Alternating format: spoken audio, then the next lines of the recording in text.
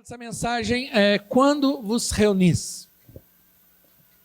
Eu queria ler um texto para que a gente tivesse uma compreensão melhor. O texto de Atos capítulo 2, 42 é um dos textos do Novo Testamento que eu mais gosto, porque para mim ele sintetiza o que é a igreja. Esse texto ele mostra qual é o modelo de igreja e qual que é o nosso propósito de ser igreja. Desde o início do meu ministério eu sempre fundamento. São dois textos, basicamente, que eu fundamento o ministério que nós estabelecemos. Atos capítulo 2 e Efésios capítulo 4, de 11 em diante. Atos capítulo 2, ele sintetiza qual que é o modelo certo de igreja. Como que nós devemos agir e se comportar como igreja. Atos capítulo 2, versículo 42, diz assim: E eles se dedicavam ao ensino dos apóstolos e à comunhão, diga comunhão, ao partir do pão e das orações. Todos estavam cheios de muito temor, e muitas maravilhas e sinais eram feitos pelos apóstolos. Todos os que criam mantinham-se unidos, diga, unidos, e tinham tudo em comum. Vendendo suas propriedades e bens, distribuíam cada um conforme a sua necessidade. Todos os dias, diga, todos os dias, continuavam a reunir-se, diga reunir-se, no pátio do templo e partiam o pão em suas casas, fala casas. Olha que interessante, juntos participavam, diga, juntos participavam das refeições com alegria e sinceridade do coração, louvando a Deus e tendo a simpatia do povo. Essa igreja era tão poderosa que o povo gostava deles. E o Senhor lhe acrescentava todos os dias os que iam sendo salvos. Então perceba que Atos capítulo 2, ele sintetiza o que é a igreja, né? Qual é o modelo da igreja? Era uma igreja, primeiro, fundamentada no ensino dos apóstolos, né? A palavra de Deus, na palavra apostólica. Segundo, era uma igreja que se dedicava à comunhão, né? Ao partir do pão. Então era uma igreja que estava sempre reunida, e todas as vezes que eles se reuniam para serem edificados da palavra, para compartilhar a palavra e para terem comunhão. Como que eles tinham comunhão? Eles comiam junto, participavam junto, oravam junto, cultuavam junto. A Bíblia diz que todos os dias eles estavam juntos. Era uma igreja que vivia em plena comunhão. E qual que é o resultado disso? A Bíblia diz que não havia necessitado entre eles. Qual que é o resultado disso? Que sinais e maravilhas se manifestavam. Qual era o resultado disso? Os de fora gostavam dessa igreja, e o resultado disso é que a igreja crescia a cada dia, porque o ambiente era propício, diga ambiente propício. Então eu costumo pensar que Deus ele só coloca ovelha em ambiente propício. Se a minha célula é um ambiente propício, Deus vai enviar pessoas. Se a igreja é um ambiente propício, ela vai enviar. Então nós precisamos entender que o ambiente é fundamental. E que ambiente é esse? Um ambiente fundamentado na palavra e um ambiente de comunhão. Agora, é interessante que eles se dedicavam à comunhão. Essa palavra comunhão no grego significa koinonia. O que é koinonia? É estar junto. É ter intimidade, é participar ativamente da vida da igreja, né? São relacionamentos próximos. Nós somos uma igreja que praticamos isso, nos dedicamos a isso, porque nós temos o culto, mas nós temos a célula, que é menor, então dá para você melhorar a sua comunhão, porque koinonia no culto não dá tanto. Às vezes você entra e sai e você nem vê, né? Mas na célula é justamente para manifestar a koinonia, é um grupo menor. Então ali um olha na cara do outro, um sabe o nome do outro, um abre o coração para o outro, um ora pelo outro. Mas a koinonia nossa também é prática nos discipulados, na consolidação, nas reuniões de equipe. Então nós nos dedicamos à koinonia, a estarmos juntos o tempo todo. Quem se converteu numa igreja como a nossa, ele não percebe, então ele já convive nesse ambiente, então para ele isso é muito normal. Mas quem vem de outra igreja que não pratica a koinonia, porque infelizmente muitas igrejas não têm a prática da koinonia. Ou seja, você vai para o culto, você entra no culto e vai embora do culto. E o seu relacionamento com os irmãos é somente no culto. Então o que você conhece? Às vezes você conhece a nuca, o cabelo branco do irmão, que normalmente senta no mesmo lugar, né? É possível você às vezes passar anos numa igreja e não conhecer todo mundo, ou a maioria das pessoas. Por quê? Porque igrejas assim não praticam a coinonia. Mas nós fundamentamos a nossa visão dentro desse propósito. Por isso que para nós a célula é fundamental. Se você ainda não participa de uma célula, você precisa participar. Por quê? Porque é na célula que a gente pratica a comunhão. E é nessa prática da comunhão, né? Salmo 133 diz, quão bom e suave que os irmãos vivem em comunhão. Aí no final ele diz assim, e ali Deus ordena a bênção. Então existe manifestação de glória na comunhão. Né? A Bíblia diz que haviam sinais e maravilhas, milagres aconteciam, por quê? Porque havia comunhão. Qual que é a maior estratégia do diabo com a igreja? É destruir a comunhão, é destruir os relacionamentos, é afastar irmãos, é irmão que não fala com o outro, é irmão que está brigado com o outro, é irmão que tem ciúmes do outro, porque quando você tem divisões, você tem legalidade para o inferno trabalhar. Mas quando você tem unidade, a igreja cresce, a igreja se fortalece. Quem está entendendo, diga bem. Então, prática da coinonia é fundamental para a edificação e a saúde da igreja. E grande parte dos problemas tem a ver com isso. Se nós pararmos agora, grande parte do problema, se você fizer uma análise, tem a ver com comunhão. É problema de relacionamento. Diga relacionamento. Porque, pensa bem, nós somos uma igreja e queremos praticar a comunhão. Estamos ali. Então, relacionamento para nós é fundamental. Porque o tempo todo nós estamos nos relacionando.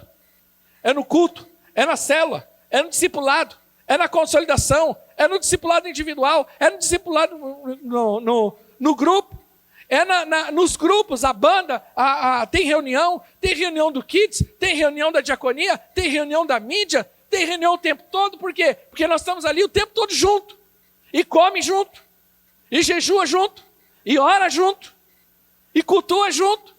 Isso é coinonia. Agora, quando você começa a ter problema, isso gera relacionamento. Então, relacionamento é a liga, é o que fortalece. Se você prestar atenção na igreja de Atos, a grande força da igreja de Atos era a coinonia. Então, nós precisamos aprender a nos reunir. Agora, quando a igreja pratica a coinonia de forma correta, o resultado era crescimento e manifestação do poder de Deus. Esse era o resultado da coinonia. Agora,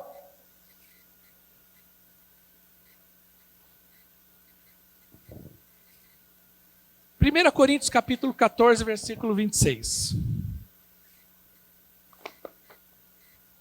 1 Coríntios 14, 26. Paulo, ele está dando uma orientação para a igreja, porque a igreja... vamos entender a igreja de Corinto. Agora você vai entender porque Paulo escreve do jeito que escreve para os coríntios. A primeira carta de Corinto, são duas cartas. A primeira, Paulo, ele traz uma carta de orientações. Por quê? Porque a igreja de Corinto estava tendo muito problema. Era uma igreja abençoada, cheia do poder de Deus, mas era uma igreja carnal, imatura. Então a igreja de Corinto era cheia de problema. Então não pense que igreja não tem problema. Tem. E às vezes tem demais. Mas a igreja de Corinto, ela passou da média. Entendeu? A igreja de Coríntios excedeu. Porque era uma igreja mais imatura. Então ela tinha poder, mas não tinha maturidade. Tinha unção, mas não tinha maturidade. E o que acontece com o problema? Qual que é o problema da imaturidade? Problema. O resultado da imaturidade é problema. Quando alguém é imaturo no casamento, o que o casamento tem? Problema. Quando alguém é imaturo no ministério, o que o ministério tem? Problema. Então ele vem corrigindo isso. Era uma confusão. O povo ficava bêbado na ceia. Era o rapaz dormindo com a madrasta. Era gente devendo uma para outra, brigando, indo para a justiça, os irmãos indo lá no tribunal diante do juiz para cobrar, pondo o outro irmão no pau, aquela confusão danada. Era divisão na igreja, porque era um grupo A, o outro era o B, porque eu sou de direita, porque eu sou de esquerda, porque eu sou de cima, porque eu sou de baixo. Era uma divisão, uma confusão. Então Paulo vem e ele vem pautando todas essas questões na igreja de Corinto. E no capítulo 14 ele fala sobre o culto. Como deve ser o culto. Na manifestação dos dons, se você ler lá, você vai ver. Então tem a hora de falar em línguas, tem a hora de profetizar, tem a hora de pregar, né? Imagine, você está numa igreja, aconteceu isso comigo, eu estou pregando, a irmã ali... Aí eu pregando, a irmã querendo falar em línguas. Eu tinha que falar, irmã, calma aí. Ou um fala ou o outro fala. Dois falando não vai dar certo. Né? Não que não possa, mas tem um momento. Então Paulo vem e fala, tem que ser com ordem e decência. O culto. Mas olha que interessante que ele fala assim, portanto, que diremos, irmãos, quando vocês se reúnem? Ele dá um parâmetro.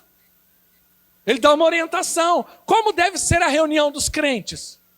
Aí nós nos reunimos só fazendo discipulado, nós não nos reunimos também só fazendo culto, consolidação. A gente se reúne porque acaba o culto, vamos lá para casa, vamos comer uma pizza. Você está fazendo o que hoje? Vamos fazer um churrasquinho?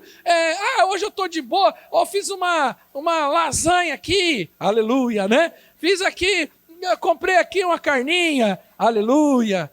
Então, comprei um peixe, glória. Né? Tem só um ovo, aleluia, 7 vezes, né? Então, nós fazemos muito disso. Quantas vezes eu vejo irmãos saindo do culto e eu acho muito legal isso, acho importante. Vamos lá para casa, vamos fazer um junta-panela. O que você comprou? Tem um frango, que eu tenho uma maionese, juntou. É comunhão isso também. Mas o problema é quando se reúne, qual é o comportamento desses irmãos? O que é dito? O que é falado? Porque às vezes se sai de um culto cheio da glória, cheio do poder, aí vai comer um frango, aí fala besteira, comportamentos indesejados, aí não dá certo, aí dá confusão. Aí você fala, meu Deus do céu, parece que não entendeu nada, até escandaliza. Então, Paulo ele estabelece um padrão, e qual que é o padrão? Portanto, que diremos, irmãos, quando vocês se reúnem, cada um de vocês tem o quê? Um salmo. O que é salmo? Louvor. Adoração. Entendeu? Então, né, se reunir, estamos aqui, né, cantamos o louvor, vem Jesus, Maranata, vem Jesus. Aí eu chego lá em casa, coloco lá a pizza no forno, enquanto coloco a pizza no forno, eu ponho Pablo Vittar. Aqui no prédio vem Jesus, lá vem Pablo Vittar, você precisa decidir essas escolhas. Entendeu? Aqui eu canto, eu quero subir, lá em casa até o chão. Não dá. Você precisa decidir o que você escuta. Escandaliza. Entendeu? Tem que tomar cuidado. Entendeu? Aqui eu prego, você não vai sofrer, porque Deus é contigo. Aí em casa você ouve sofrência. Precisa definir o que alimenta a tua alma aí. Quando você está entendendo, diga amém. Salmo, ou uma palavra de instrução, uma palavra de orientação, né? Ou uma revelação. É possível comer uma pizza e falar, irmão, estou sentindo no coração aqui, Deus está querendo falar com você isso. E traz uma palavra de conhecimento. Uma palavra em língua. Ou interpretação, estou comendo um churrasco lá, estou comendo a feijoada lá da Laura, que ela vende maravilhosamente lá na Pizza Zero, né? Tô boa demais, aquela feijoada dela de sábado e de quarta, pode comprar, fazendo propaganda, não ganho nada com isso, mas é ovelha minha, abençoe. Aí eu estou lá comendo a feijoada, irmão, eu falo em línguas comendo aquilo. Entendeu? Quando eu casei, hoje eu parei porque minha mulher ficava brigando comigo. Ela até comentou isso ontem, estava na casa de umas pessoas, jantando. Eu tinha mania, eu comia e ficava assim, gemendo. E eu dava uma balançadinha, porque eu gostava tanto de comer. Eu gosto tanto de comer que eu me alegro. É um negócio que me alegra comer. Eu saboreio, eu ficava dançando até assim. E ela ficava irritada comigo, gemendo, comendo.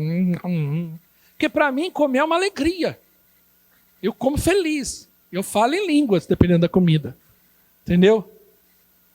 Essa semana minha mulher fez arroz, feijão, ovo frito com couve. Aí eu peguei, piquei banana em cima. Irmão, isso é glória.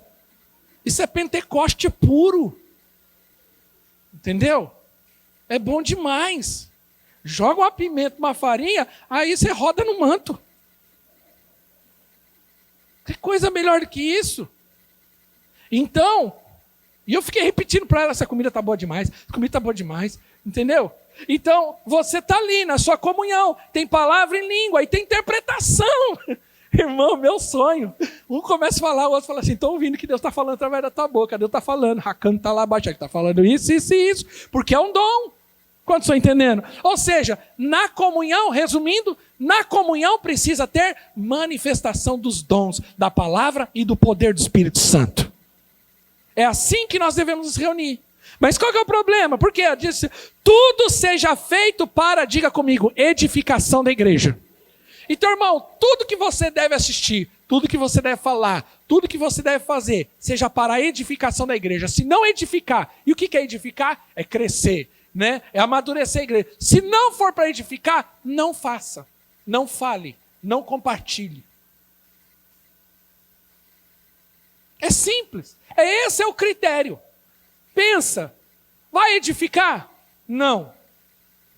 Vai só desqualificar, vai só trazer confusão, só vai trazer problema. Então não faça, não compartilhe e não fale. Segura. Eu vou criticar, vou ficar falando mal dos outros. Edifica quem? Ao diabo, a obra dele. Então para que eu vou fazer isso? Quantos estão entendendo? Diga amém. Então, irmãos, é muito importante. Tudo seja feito. Agora, se nas minhas reuniões ou relacionamento não estiver acontecendo isso, eu preciso rever. Então, eu estou trazendo aqui algumas orientações bíblicas de como deve ser a nossa koinonia. Como deve ser quando a gente se reúne. Vamos ler alguns textos longos, porque eu quero ser uma mensagem mais expositiva, né? 1 Coríntios capítulo 5. Vamos lá. Paulo ensinando algumas coisas. Segura na cadeira aí. Fala para o irmão, segura na cadeira aí. Fala para o outro irmão, fala assim, não adianta fingir dor de barriga e querer ir embora. Deus vai te pegar. Isso. Olha essa coisa louca que Paulo escreve aqui. Vamos para lá.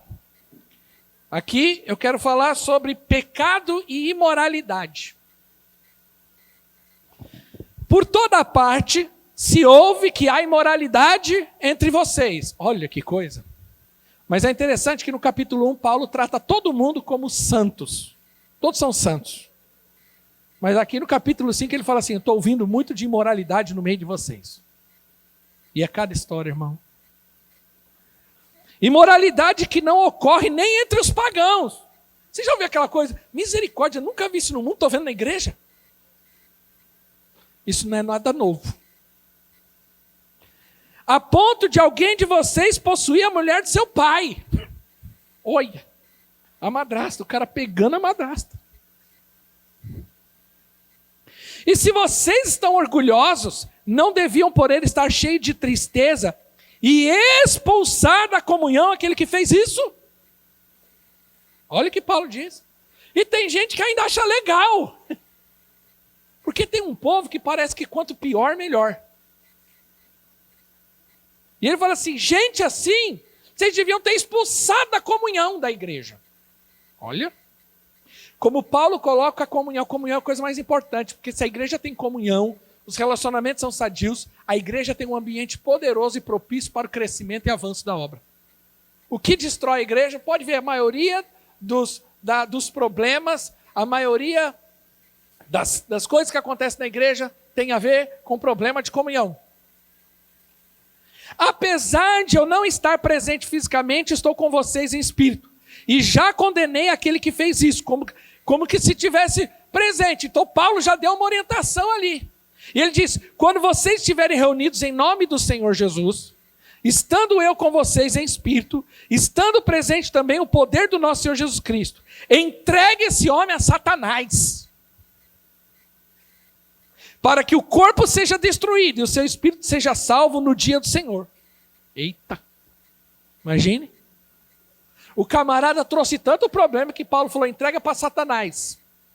Mas ele não está dizendo que ele vai perder a salvação, ele falou só para ele ser tratado, para ele aprender, parar de ser bobo, de aprontar, porque ele não tem temor. Porque deixa eu falar uma coisa, todo mundo que apronta na igreja não está preocupado com a igreja. Não tem temor com a noiva. O que ele está dizendo é isso, ele está cuidando da igreja. Parece que a gente fala muito de amor, de aceitação, de perdão. E Paulo é o apóstolo da graça. E o apóstolo da graça fala, rapaz, esse cara está aprontando tanto. Ou ele tem que ser expulso e entrega ele para Satanás. Vamos lá. Volta ali. Ó. Entregue esse homem a Satanás para que o corpo seja destruído e o seu espírito seja salvo no dia do Senhor. O orgulho de vocês não é bom. Vocês não sabem que um pouco de fermento faz toda a massa ficar fermentada? O que é o fermento na Bíblia? O fermento na Bíblia representa o pecado. Ele fala assim, qual que é o problema? Uma pessoa que não quer se arrepender, é isso que você tem que entender. Se você tem uma pessoa que não quer se arrepender, que não quer mudar de vida, e ela está atrapalhando o ambiente todinho, essa pessoa precisa ser tratada. Então ela vai ser corrigida, vamos lá, vamos tentar tratar. Mas se ela, e eu falo isso, está gravando, se ela não quiser mudar de vida e estiver trazendo conturbação na igreja, essa pessoa tem que ser convidada a se retirar. Eu já fiz isso. Pouquíssimas vezes na minha vida, mas eu fui obrigado a fazer. Porque a pessoa não queria. Falei, irmão, não pode. É a pessoa criando um problema. E criar problema. Eu sentei uma vez, 2 vezes. Não sentei sozinho, porque eu nunca sento sozinho com gente assim. Eu chamo o grupo, chamo o presbitério, chamo liderança. E a pessoa não quer. E a pessoa pronta. Chega uma hora e fala, você não é mais bem-vindo aqui. Porque aqui é para lugar, não é para lugar perfeito. Aqui não é para gente perfeita. Aqui é um lugar para gente que quer mudar de vida. Todo mundo que quer mudar de vida será muito bem-vindo. Pior dos pecadores. Mas se eu tenho uma pessoa que não quer mudar de vida e está criando divisões, contendas, perturbação, esse tipo de pessoa não pode caminhar conosco. Então nós temos que ser espertos. Temos que cuidar do ambiente. Olha o que ele diz. Um pouco de fermento pode levedar toda a massa. Um pouquinho de fermento faz um processo. Uma pessoa dessa pode trazer um problema grandioso. Quem está entendendo? Vamos continuar. Livrem-se do fermento velho, para que sejam massa nova e sem fermento, como realmente são, pois Cristo, o nosso Cordeiro Pascal, foi sacrificado. Por isso celebramos a festa, não com fermento velho, nem com o fermento da maldade e da perversidade. Agora ele explica no texto o que é o fermento. É a maldade e a perversidade. Gente que pratica maldade e perversidade e não quer mudar de vida, essa pessoa está nessa condição. Mas com os pães sem fermentos da sinceridade e verdade. O que é sinceridade e verdade? O Gabriel errou, o Gabriel pecou, mas ele é sincero, ele falou, pastor, eu pequei, eu errei, eu tenho uma dificuldade, mas eu preciso de ajuda. Então nós vamos ajudar, mesmo ele errando. Como você está entendendo? Isso é sinceridade e verdade.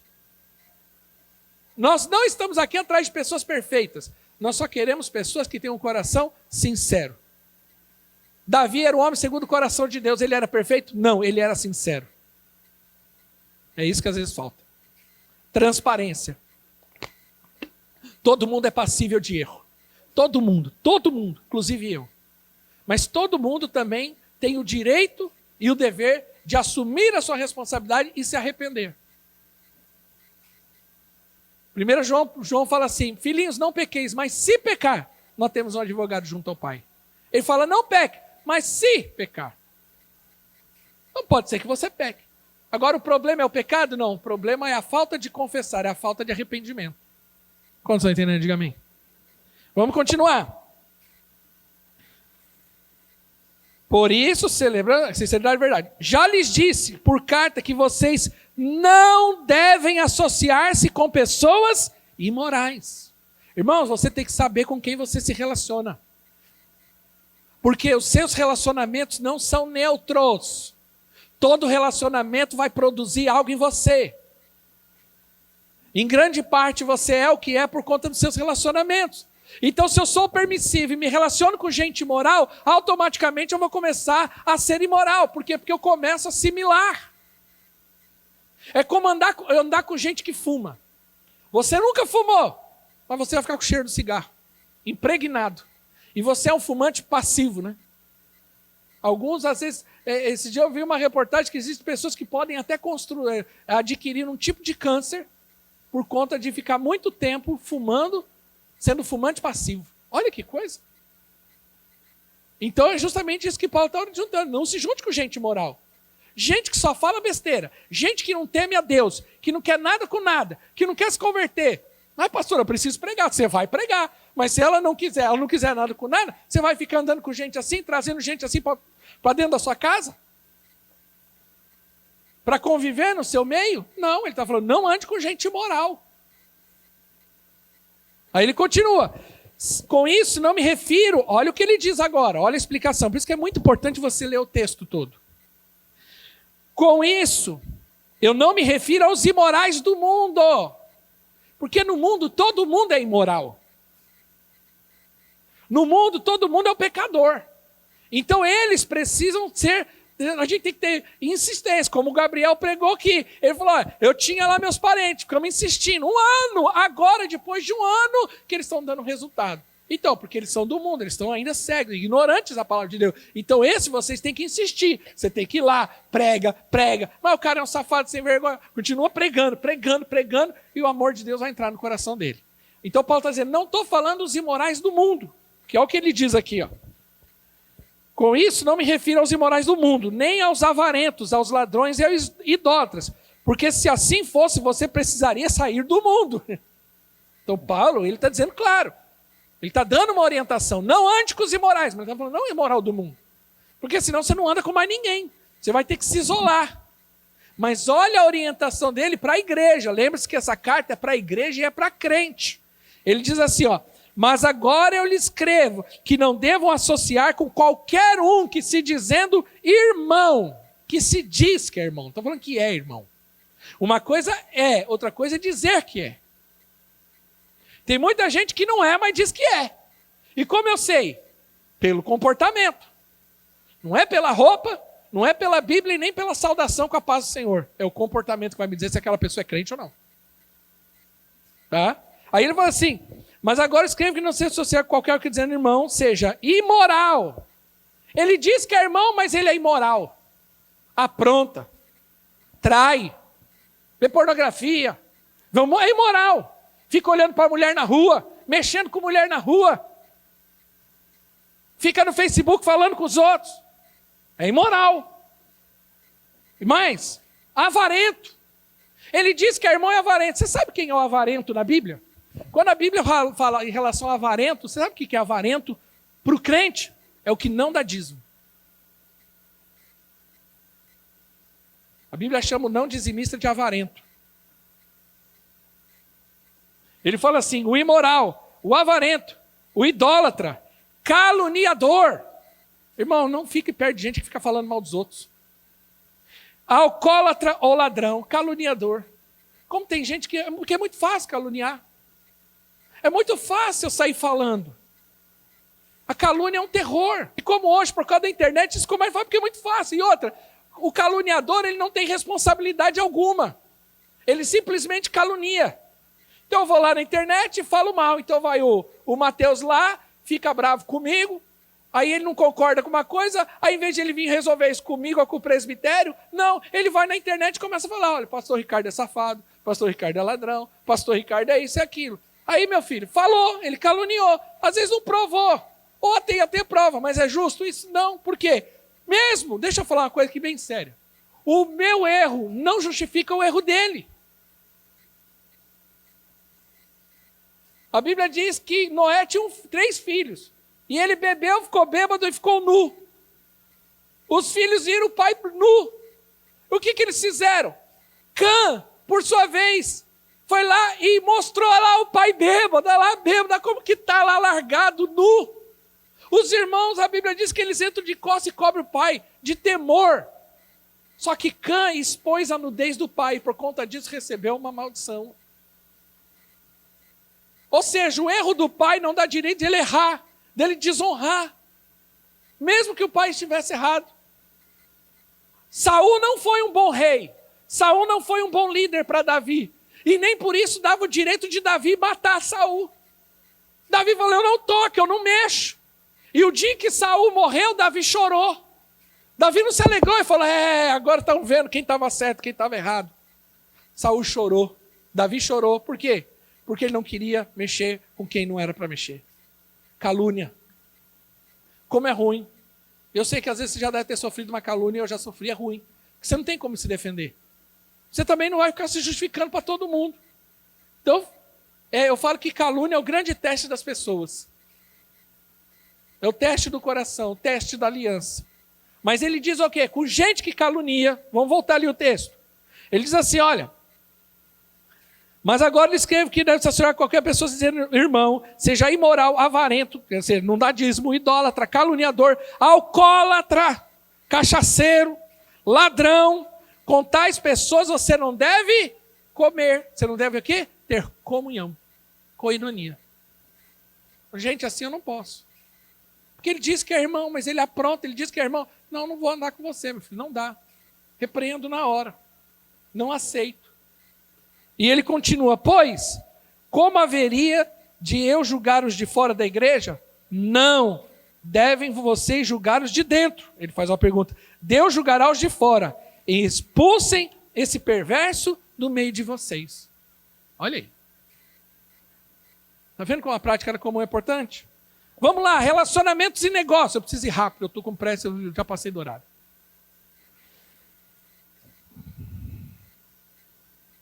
Primeira Coríntios, continua, né? Coríntios 6. Olha aqui. Vamos ler rapidinho.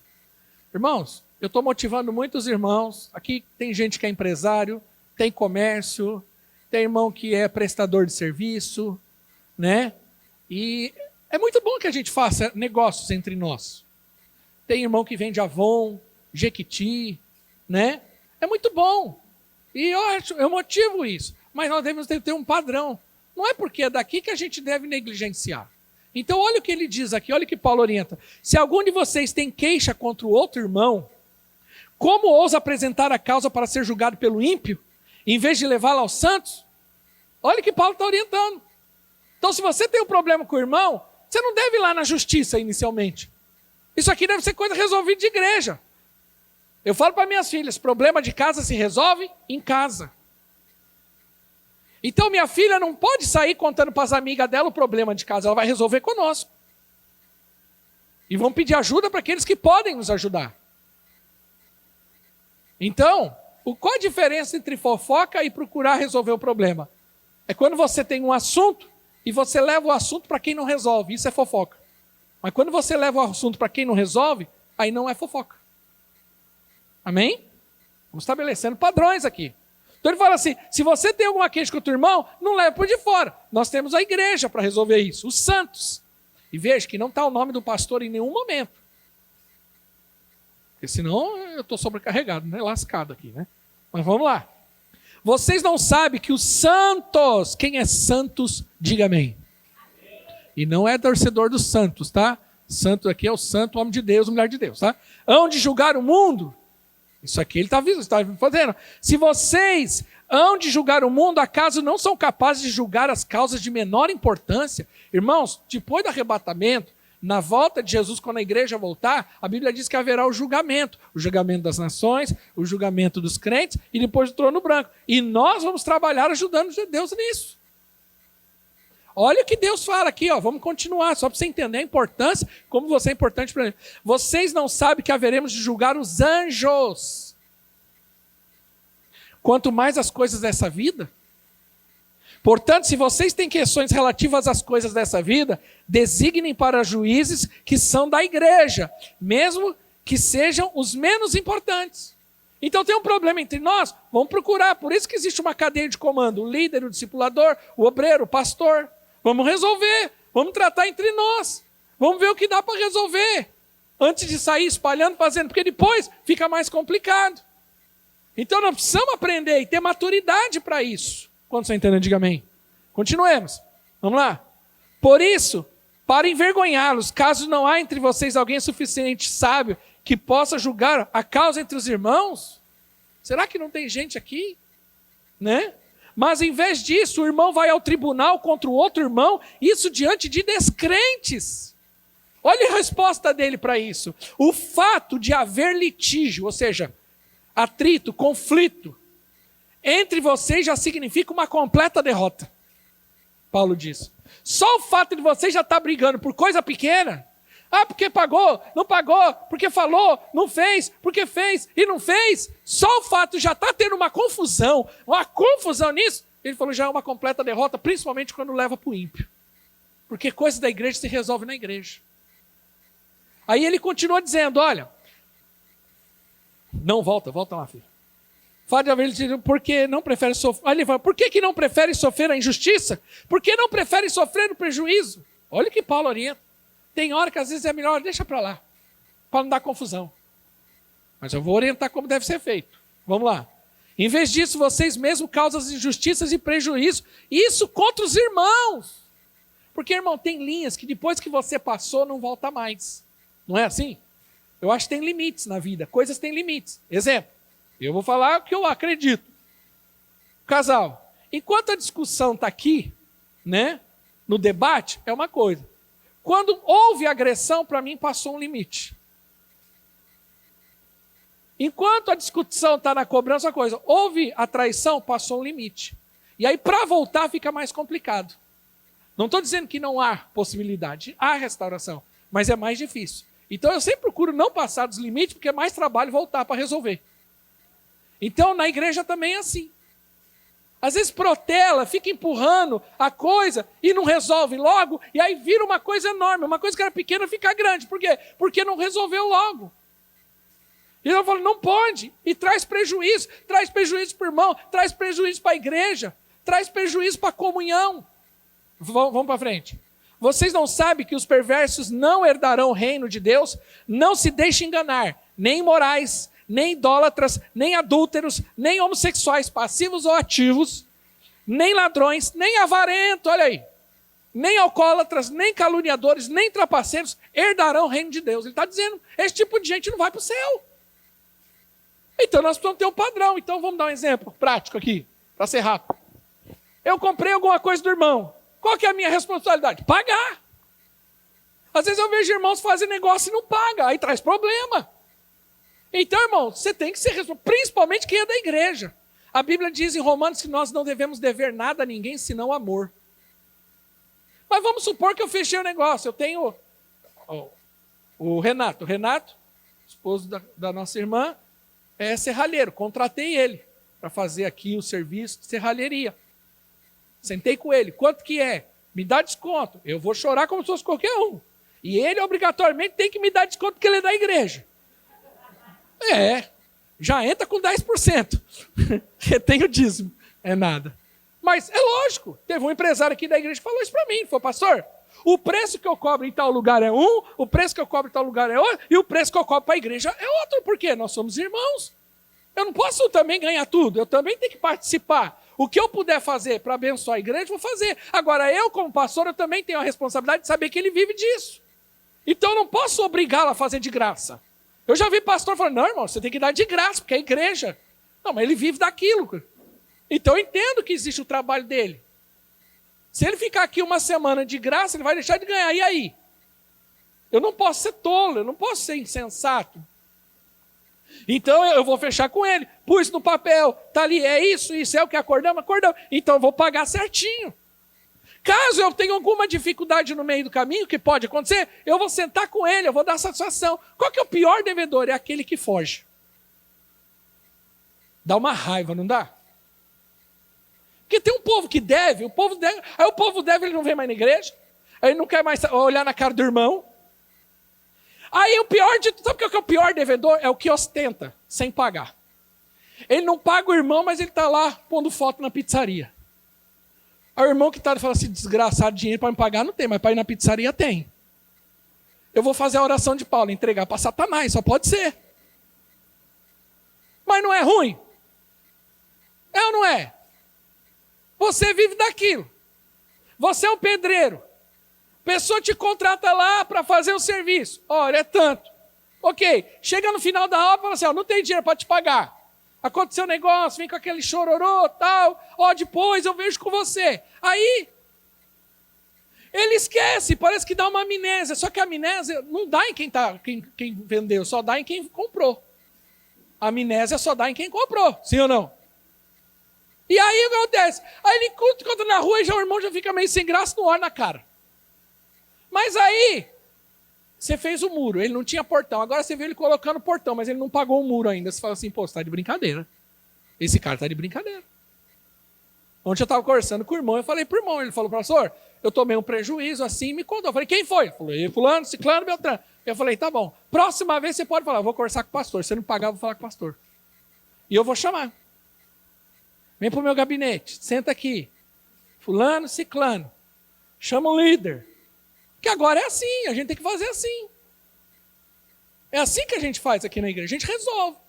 Se o Léo chegar em mim, já aconteceu isso aqui também. O Léo chegar em mim e falar assim, pastor, descobri que o Mateus está falando mal de mim, saiu contando isso e isso. Eu falo, ok. Eu não vou no Mateus, já vou chamar Mateus, senta aqui, Léo, senta aqui.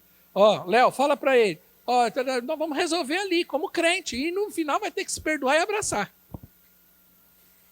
Mas nós vamos resolver. Eu costumo dizer o seguinte, eu tenho um princípio, você é livre. Você é tão livre nessa igreja que você é livre até para pecar. Mas mesmo assim, você vai ser responsabilizado por isso. Não sou eu que vou resolver o seu problema, é você mesmo. Então o Léo pecou, ele adulterou. Ai, tadinho do Léo, tá arrependido? Tá, então tá bom. Você tá arrependido? Então a primeira coisa, vai contar para sua esposa. E aguenta a bronca agora, porque não pensa que ela vai ficar feliz, não. E agora você vai ter que aguentar um processo dolorido, tal, mas você é homem. Da mesma forma que você foi homem para aprontar, agora você é homem para assumir. É assim que nós fazemos na igreja. Quem está entendendo, diga amém. Falei que você tinha que segurar na cadeira, você está pensando que é moleza, irmão? Aí ele diz assim, olha rapidinho. Próximo, 12, deixa eu ver. Tudo me é permitido, mas nem tudo me convém. Tudo me é permitido, mas eu não me deixarei dominar por nada disso.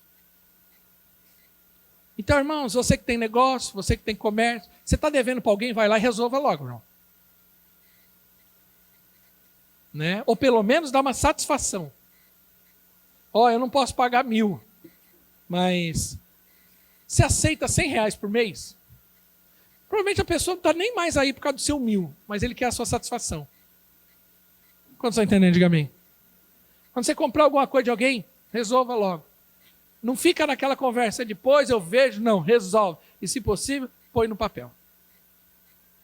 Amém? Amém, igreja? Ixi. Vai dar não. Vai dar não o horário. Eu tinha mais uma coisinha para falar. Parei por hoje.